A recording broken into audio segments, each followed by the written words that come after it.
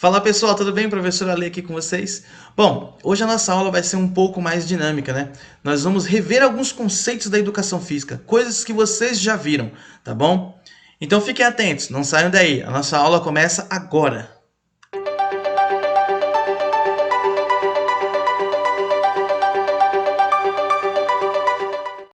Bom, essa é a nossa sexta aula, então o tema da aula de hoje é relembrando conceitos, tá bom?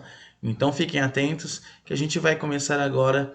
Antes eu vou passar para vocês um textinho, vou ler para vocês um texto e depois a gente dá início à nossa aula, tá bom?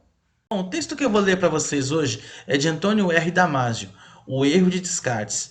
Foi publicado em 1996 na Companhia das Letras em São Paulo.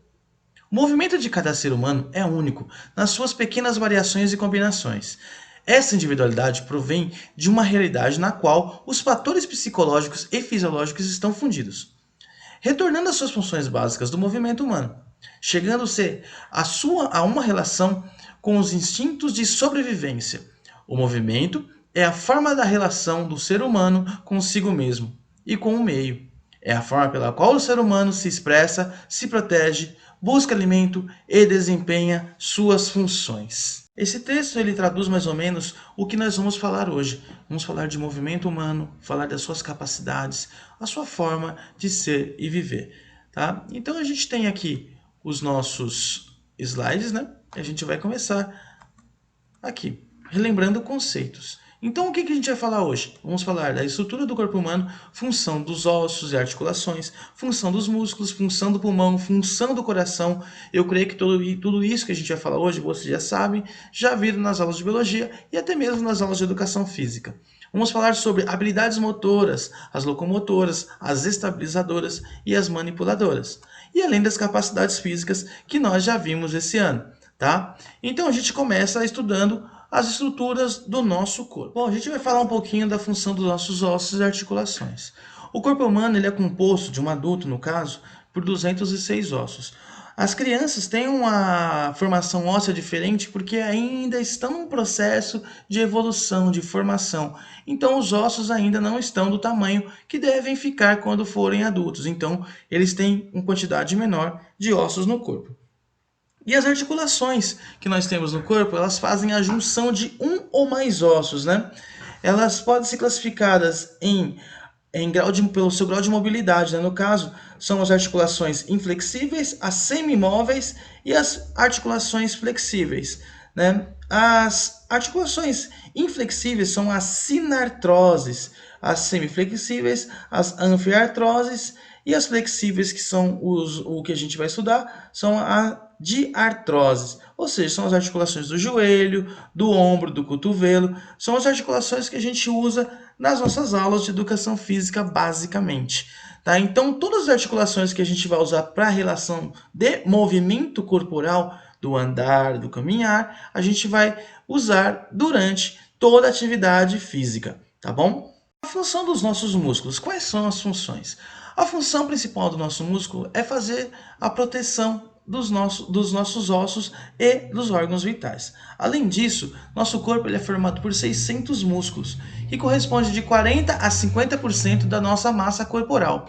Eles são capazes de fazer uma contração e relaxamento, gerando movimento que nos permite andar, correr, saltar, impulsionar o alimento até o longo do tubo digestório para chegar até o nosso estômago, né?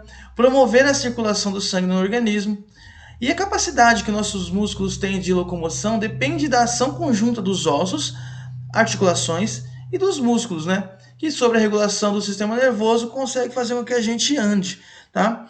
Os músculos são capazes de transformar energia química em energia mecânica. Bom, a gente tem que entender que para o ser humano se movimentar, ele depende da ação conjunta desses três sistemas.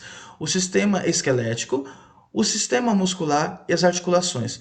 Lógico, tudo isso regulado pelo sistema nervoso, que envia os impulsos elétricos e a gente consegue fazer um movimento, os movimentos diários, nossas ações diárias, nossas atividades físicas, tá? Então, esses três sistemas, esquelético, muscular e as articulações, fazem o homem andar, a movimentação do nosso corpo. Sobre o nosso sistema pulmonar, né? No sistema respiratório, os nossos pulmões. Os pulmões, eles têm a função básica, olha só que coisa estranha falar que é básica. É uma função essencial, que é levar o oxigênio para os nossos músculos, né? A gente pode viver até sem água, sem comer, mas sem oxigênio a gente não consegue, tá? Então, durante toda a movimentação do nosso corpo, toda vez que a gente faz qualquer movimento, o pulmão, ele leva, através do sangue, oxigênio para os nossos músculos, né? Fazendo o quê? Esse transporte, levando oxigênio e trazendo o gás carbônico, eliminando o gás carbônico do nosso corpo. Toda vez que a gente faz uma atividade física, eles são exigidos, ou seja, exige uma troca maior de gases. Os gases têm que entrar, o oxigênio, e sair o gás carbônico mais rapidamente. Ou seja, a gente tem um aumento do volume de oxigênio passando pelo nosso corpo toda vez que a gente faz a nossa atividade diária física. Agora, a função do coração. O coração não é só para se apaixonar, não é? O coração, ele é responsável pela distribuição do sangue, pelo bombeamento do sangue para o restante do nosso corpo. O coração, ele é considerado o maior músculo do nosso corpo. Então ele faz com que todo o sangue que vem até ele seja distribuído para o nosso corpo. Toda vez que a gente faz uma atividade física, a maior quantidade de sangue é bombeada para as partes que estão se movimentando. Então imagine comigo, se existe uma pessoa que ela está fazendo atividade física de correr, ela está fazendo uma corrida, então o sangue que é bombeado pelo coração é mandado direto para as pernas.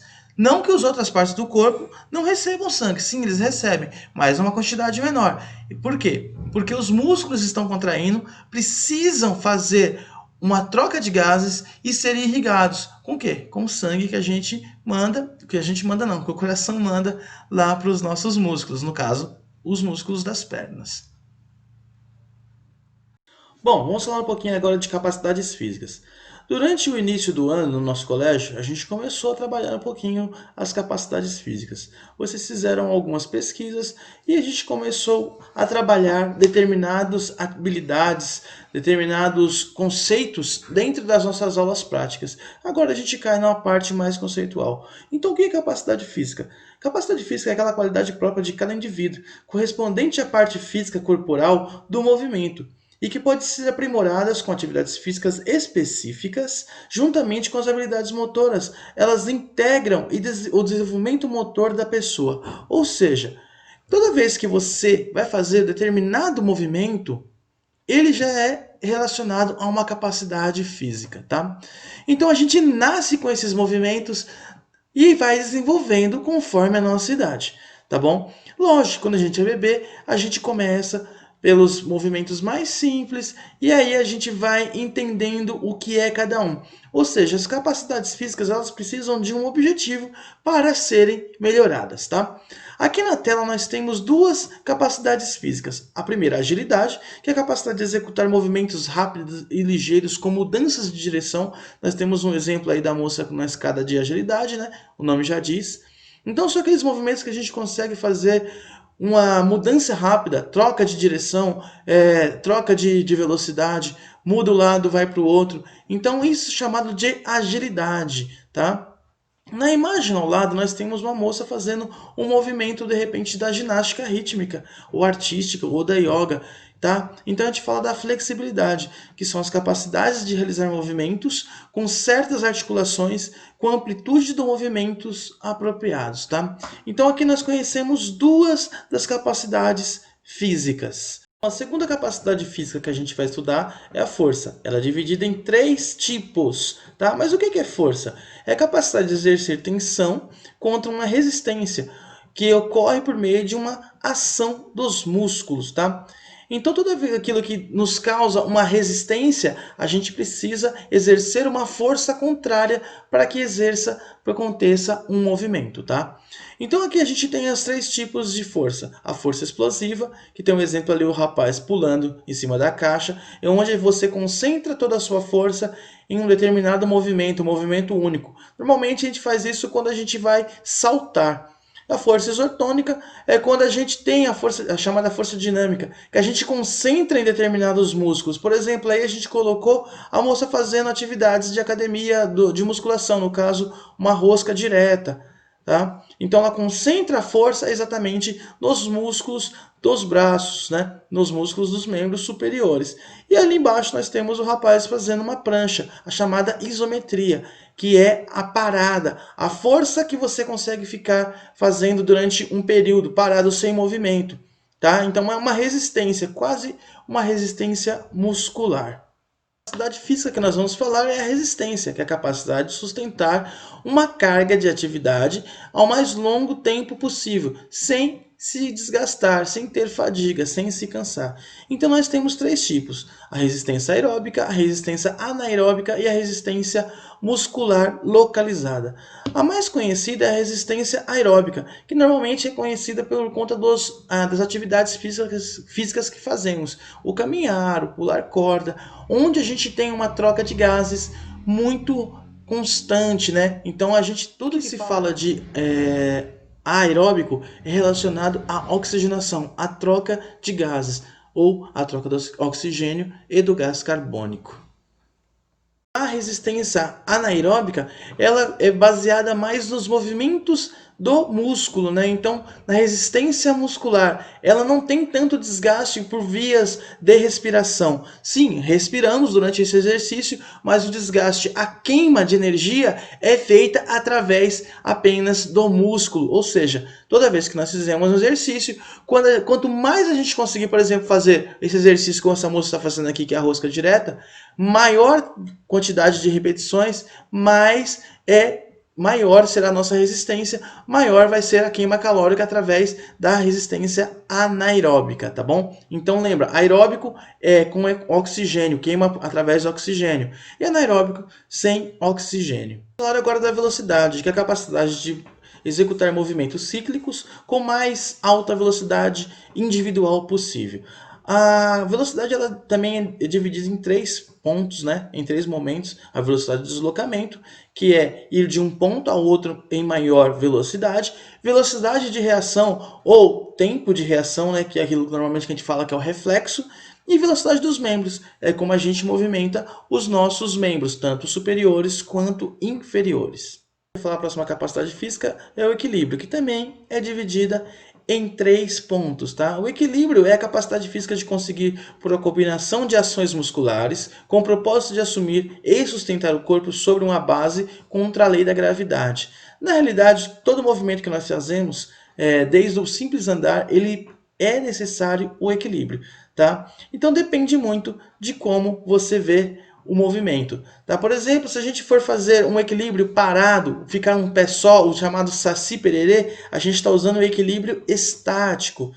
Quando a gente está andando, por exemplo, na corda bamba, ou fazendo lá aquele andar em cima da linha, ou brincando de slackline, se chama equilíbrio dinâmico.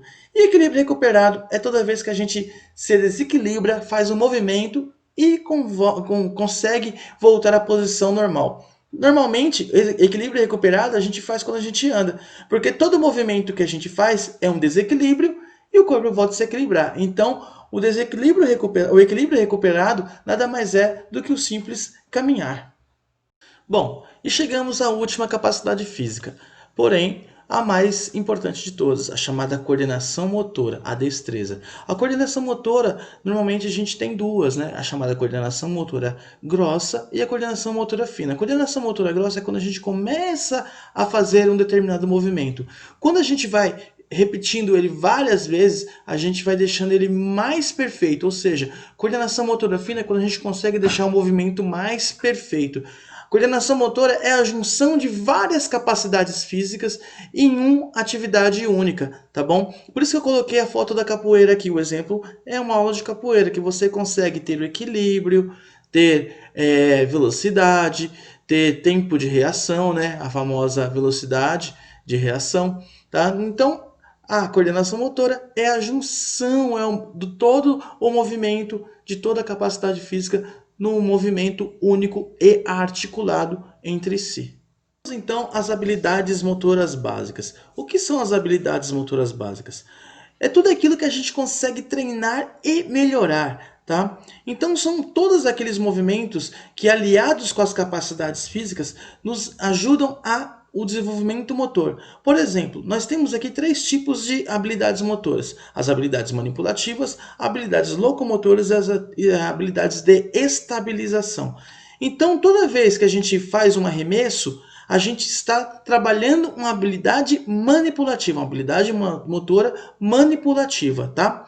Então, na realidade, ela está ligada às capacidades físicas, que é um atributo que a gente nasce com ele, que é intrínseco da pessoa. Já as habilidades motoras é tudo aquilo que a gente consegue treinar, melhorar com o passar do tempo, tá? Então, por exemplo, se eu tenho uma habilidade manipulativa, quicar a bola, eu não sei, eu vou começar devagar até conseguir chegar na posição, no movimento certo do quicar a bola, tá? Girar, correr, a gente começa andando devagar para depois conseguir chegar numa parte que é o correr, tá certo? Então, habilidades motoras é tudo aquilo que a gente consegue treinar, melhorar, ou seja, tudo aquilo que é feito com destreza, com coordenação motora, com qualidade, com competência, ou seja, tudo aquilo que é feito com maestria e com aptidão. Bom, pessoal, finalizamos mais uma aula relembrando conceitos, aula de educação física, aula número 6, tá? Então eu peço para vocês agora, depois entrarem no site lá no Plural, estarão todas as atividades, o resumo de tudo, a parte teórica toda está lá e a atividade que vocês deverão me entregar, tá? Lembrando que a atividade que vocês me entregam é pelo e-mail, tá certo? Dúvidas estarei no meu WhatsApp, que vocês já têm, e também no nosso e-mail, que está lá no portal do Plural também na atividade. A todos um grande abraço, fiquem com Deus, saudade de vocês. Até mais!